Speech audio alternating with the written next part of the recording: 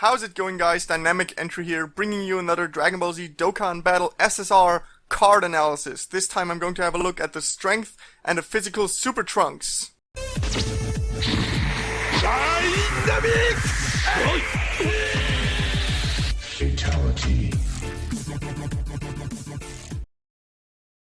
So if you're anything like me, you love Future Trunks, and you probably also love Super Trunks, this bulky ass great form that completely lost against Cell, but it was just awesome to watch. The transformation and everything, great scene, one of the greatest in my opinion that Super Trunks had in the series. So you can imagine that as a Future Trunks fan, I want these cards to be good. So I actually only own the Strength type Super Trunks, so we're going to have a look at him first. Actually, let me first mention that the artwork for both of these is awesome. I love it. No complaints on that front. Now, the Strength type Super Trunks, entitled Surging Spirit, has absolutely horrible HP. 6,800 for an SSR is not good. 7,800 attack is really good, so he's good on that end, especially when you consider his passive. 3,700 defense is not very high, but I mean, defense doesn't matter all that much, and compared to other SSRs, it's decent.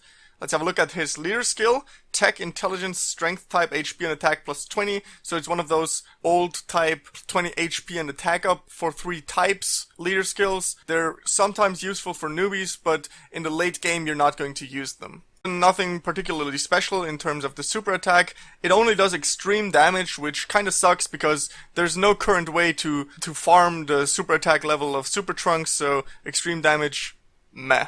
The physical Super Trunks is a bit different. His HP is actually really good, 8,100. His attack is a bit lower, but not all that much lower, so 7,600 or 7,000, closer to 7,700. 4,000 defense, as you know, 4,000 defense is the sweet point for me. I like my cards to have above 4,000 defense. Anything above that is too much, or, well, I don't really care, and anything below that, not a big fan. Even though really it doesn't matter all that much. So his leader skill is attack plus 25% for all types. Once upon a time that used to be the top tier leader skill for rainbow teams. Nowadays it's very common and not very much used, especially since some of the transcended URs give 30% to all types. It's decent for a new beginning player, but you won't use it in the long run. Buster Cannon as his super attack. So this super attack also only does extreme damage, and I'm not very happy about that. Same reasons as with the Strength type Trunks. You can't farm it, and extreme is too low to matter in the late game unless you can farm it to 10. Now normally I expect some power creep with Dokkan Battle. The physical one was released later on, which is why I'm confused about why his 12 key multiplier is only 120, while the Strength one has a 12 key multiplier of 130.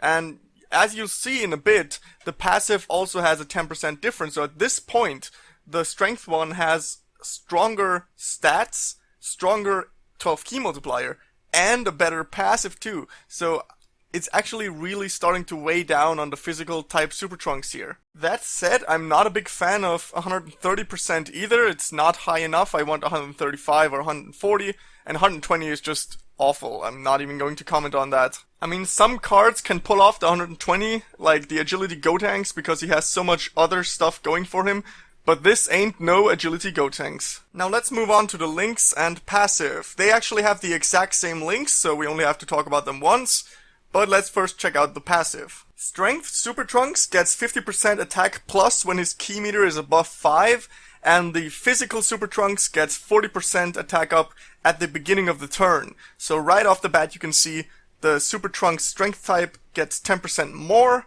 and he gets it at the end of the turn, which sometimes with some of the links that add a flat attack bonus is actually better. Now some of you might be thinking, well yeah, but the physical one's passive is unconditional. Now here's the thing, let's be real about this, you're not going to be using these Super Trunks unless it's in your mono team.